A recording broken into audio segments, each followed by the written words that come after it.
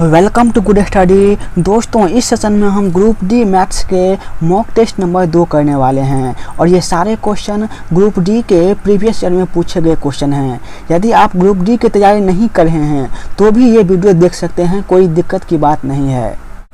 एक mock test daily upload किए जाते हैं। जो यह वीडियो पहली बार देख रहे हैं, इस चैनल गुड स्टडी को ज़रूर सब्सक्राइब कर लें। तो चलिए शुरू करते हैं पहले क्वेश्चन से। कहा गया है एक पंखा 150 रुपया में सूचीबद्ध किया गया है जिस पर 20% छूट शामिल है। ग्राहक को यह शुद्ध कीमत 108 रुपया पर मिले, इस हेतु कितनी अतिरिक्त छूट दी जानी चाहिए। चलिए इसको शुरू करते हैं। सूचीबद्ध मूल्य कितना है? 150 रुपया है। इस पर 20% छूट दे रहा है तो 150 का 20% कितना हो जाएगा? 150 का 20% होगा, काटेंगे तो ये हो जाएगा 30 रुपया। 150 में 30% छूट देगा तो कितने में बेचेगा? 120 रुपया में बेचेगा। लेकिन यहाँ पे कहा जा रहा है कि ग्राहक को यह शुद्ध कीमत 108 रुपया में मिले, तो इससे कितनी अतिरिक्त छूट देनी होगी। यहाँ पर जो हम अब छूट निकालेंगे वो 150 पर नहीं निकालेंगे, वो हम 120 पर निकालेंगे। 120 का सामान है और बेच रहे हैं 108 रुपया में, तो छूट कितना हुआ?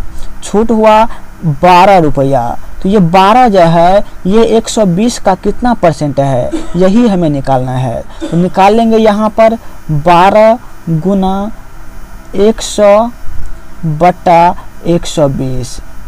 अब यहाँ से काट दीजिए, 0 0 कट गया, 12 से 12 कट गया, तो क्या बच गया? 10 बच गया। तो 10% जो है इसे अतिरिक्त छूट देना होगा।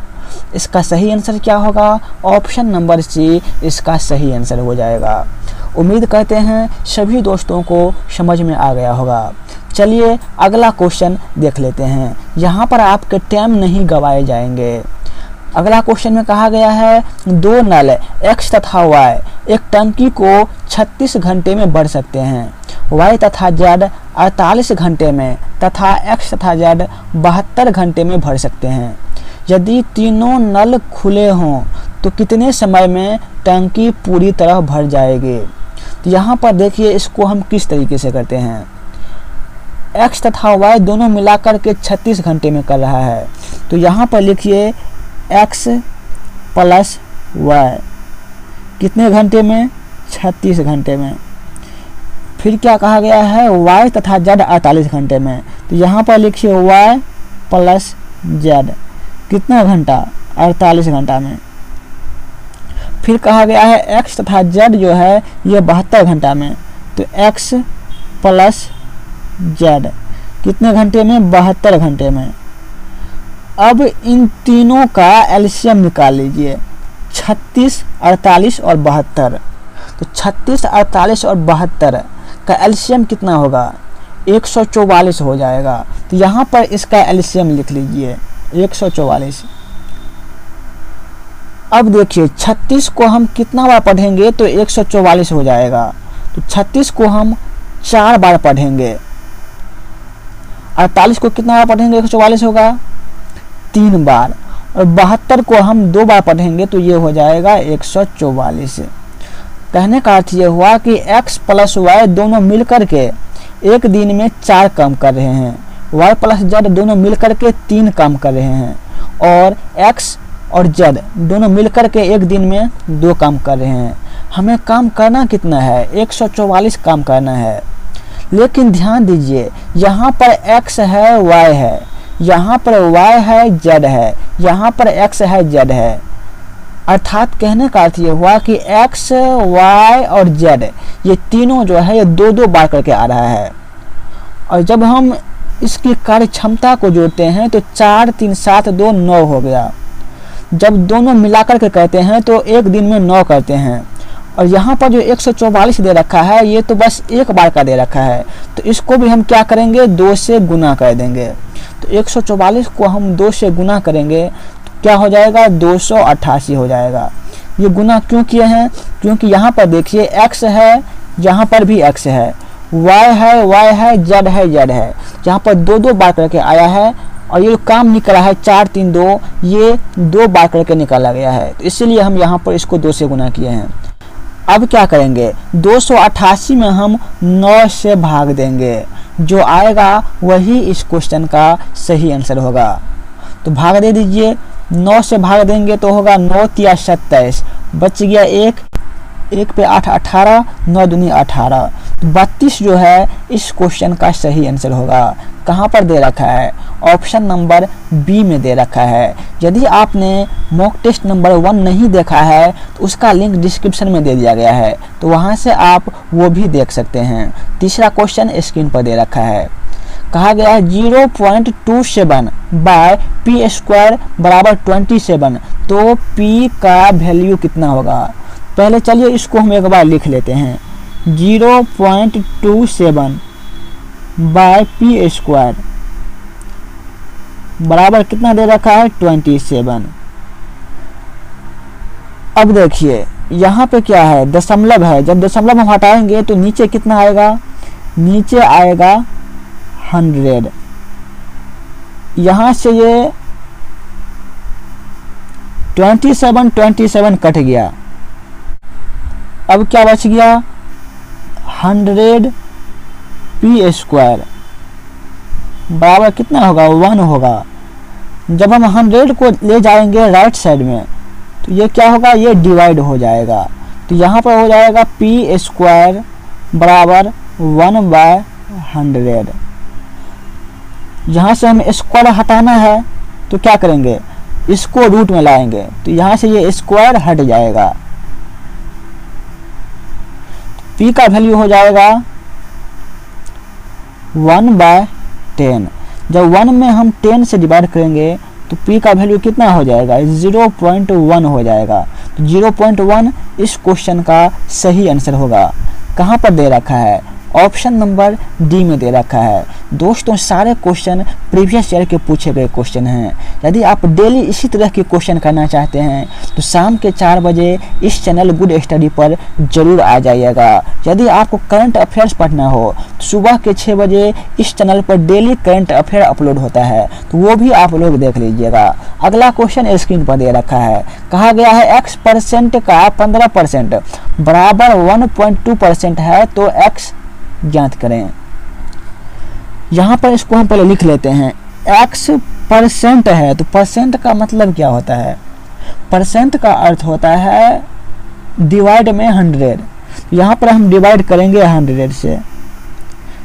का है तो का अर्थ क्या होता है, गुना होता है तो गुना लिखेंगे, 15 है तो 15 लिखेंगे, फिर परसेंट है तो परसेंट के बदले हम लिखेंगे डिवाइड में 100 बराबर 1.2 है, परसेंट है तो परसेंट के बदले लिखेंगे 100। यहाँ पे यदि हम दशमलव हटाएंगे तो क्या होगा, फिर इसे हम 10 से मल्टीप्लाई करेंगे। चलिए इसको काट दीजिए। अब यहाँ पे 0000 कट गया, ये 0 कट गया। अब क्या हो जाएगा, 15x बराबर ये 10 और ये 12 दोनों मल्टीप्लाई हो जाएगा, तो कितना होगा 120 होगा। इसको अब हम भाग देंगे तो क्या होगा, x बराबर 120/15, ये होगा 8। तो इस क्वेश्चन का सही आंसर क्या होगा, 8 होगा। हमें निकालना है x का वैल्यू और x का वैल्यू आया है 8, तो ऑप्शन नंबर सी इसका सही आंसर हो जाएगा। अगला क्वेश्चन स्क्रीन पर दे रखा है, 1 + 5/6 + 7/8 + 11/12 डिवाइड 3/4 - 5/8 का मान होगा। चलिए इसको अब सोल्व करते हैं। 1 + 5/6 + 7/8 + 11/12।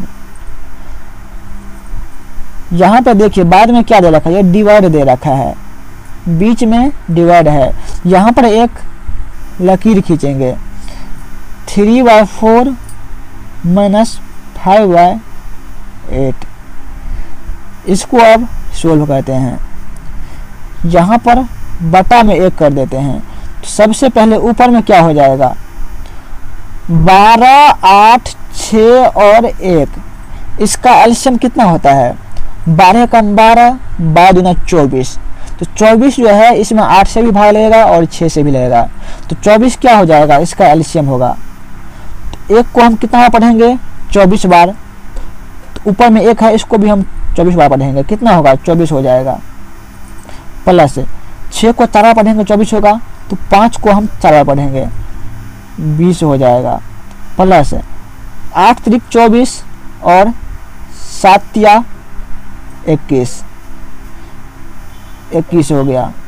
प्लस 12 को 2 बार पढ़ेंगे 24 होगा, तो 11 को भी 2 बार पढ़ेंगे, 11 दूनी 22। ये तो हुआ ऊपर वाला।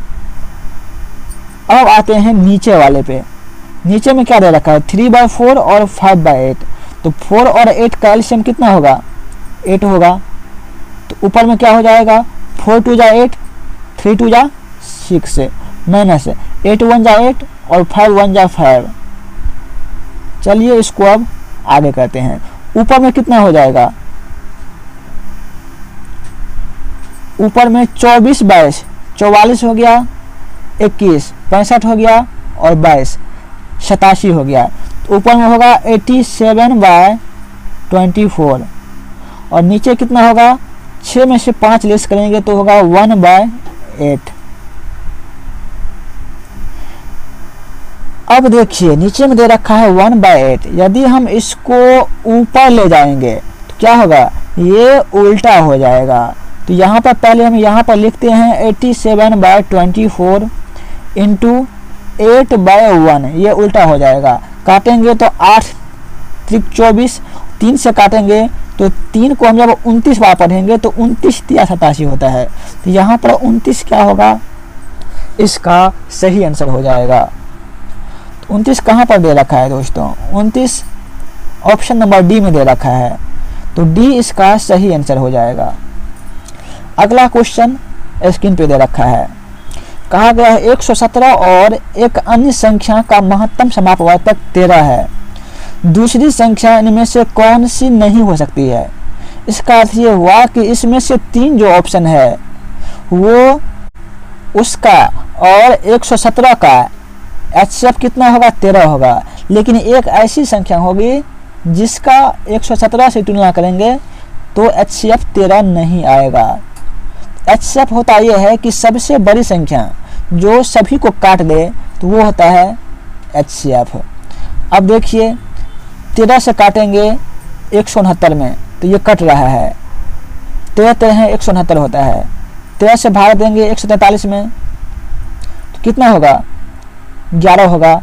13 से भाग देंगे 156 में तो कितना होगा, 12 होगा।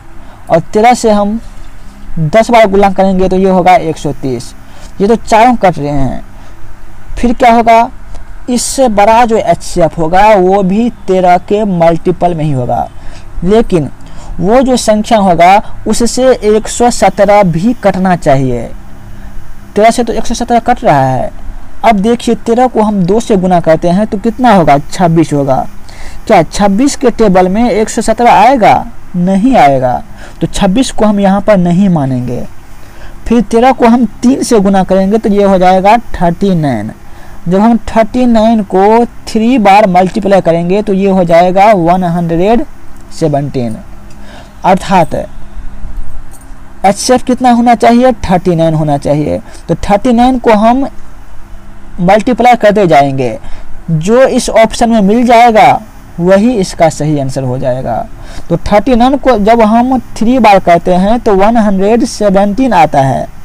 जब हम इसको 4 बार मल्टीप्लाई करेंगे तो कितना होगा, 156 आएगा, जो कि क्या है, 39 का एचसीएफ है।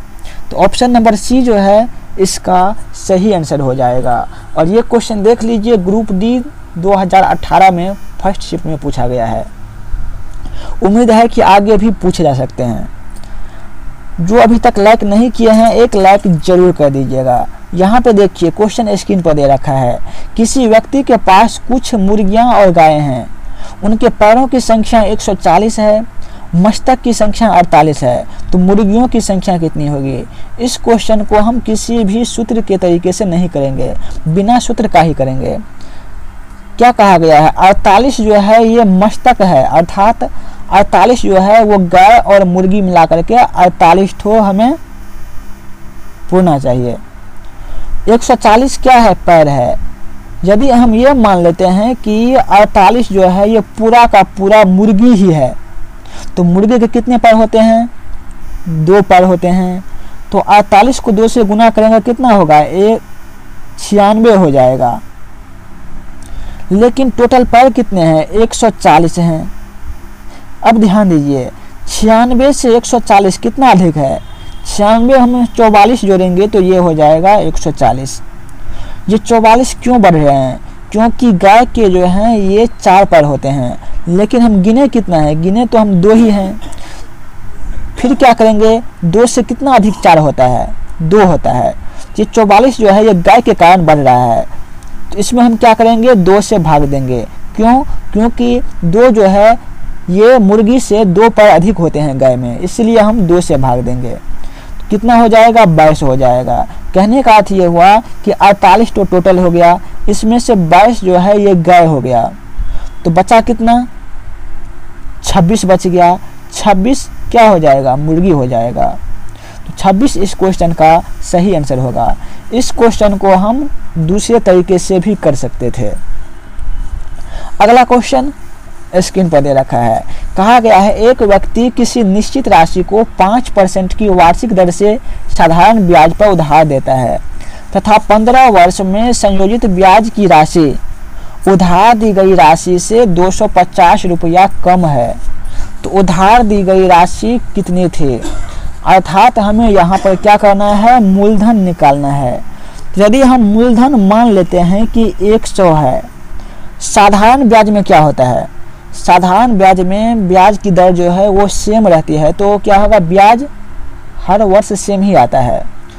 यहाँ पर 5% ब्याज है और 15 वर्ष के लिए लेता है, तो कितना होगा, एक वर्ष में हमें यदि 100 रुपया उधार लेंगे तो हमें ब्याज कितना देना पड़ेगा, 5 देना पड़ेगा। तो 15 वर्ष के लेंगे तो 5 को 15 से गुना कर देंगे, कितना हो जाएगा, 75 हो जाएगा। अब ध्यान दीजिए, उधार लिए थे 100 रुपया और 15 वर्ष में हम ब्याज कितना दे रहे हैं, 75 रुपया ब्याज दे रहे हैं।